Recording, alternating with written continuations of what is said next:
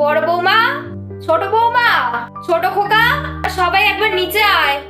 কি ব্যাপার, মা এত উতলা হয়ে ডাকছেন? গিয়ে দেখি একবার নিচে। কি হলো মা, তুমি হঠাৎ এত উতলা হয়ে আমাদের ডাকাডাকি করছো যে? সব ঠিক আছে তো? আমি তোদের সবাইকেই নিচে ডাকলাম কারণ আমার একটা বিশেষ ঘোষণা করার আছে। আমার পরে এই চৌধুরী বাড়ির বিশাল সম্পত্তি আমি কোনো এক যোগ্য বৌমার হাতে দান করব। হারিব্বাস, অপেক্ষার অবসান তাও আবার এত তাড়াতাড়ি? আমিও নিশ্চিত মা এই চৌধুরী বাড়ির সম্পত্তির সমস্ত দায়ভার একমাত্র আমার হাতেই তুলে দেবেন। হ্যাঁ মা, আপনার যাকে যোগ্য মনে হবে আপনি তাকেই সম্পত্তিটা দেবেন। হ্যাঁ মা। আমার বড় খোকা তো এই পারিবারিক বিশাল ব্যবসা তো সামলাচ্ছেই। এই বুড়িটা হঠাৎ এখন কেন এইসব কথাগুলো বলছে? তার মানে কি কোনোভাবে? তাই আমি চাই এই পুরো চৌধুরী বাড়ির এই বিশাল সম্পত্তি ছোট বৌমার হাতে দান করতে। দাঁড়ান মা, তুমি বাধা দিলে কেন বড় বৌমা?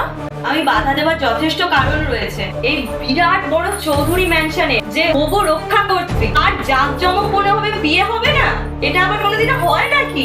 ওদের তো কোনো একটা গ্রামে যেন তেন প্রকারের একটা বিয়ে হয়েছিল, আমরা তো কেউই ওদের বিয়েতে উপস্থিত থাকতে পারিনি। তাই আমি চাই যে আমাদের গ্রামে দেশের বাড়িতে সুন্দর করে ওদের বিয়েটা আবার নতুন করে দিতে, নিজের দায়িত্ব নিয়ে ওদের বিয়েটা দেবো। তাই আমার মনে হলো আপনাকে একবার আমার সিদ্ধান্তটা জানাই।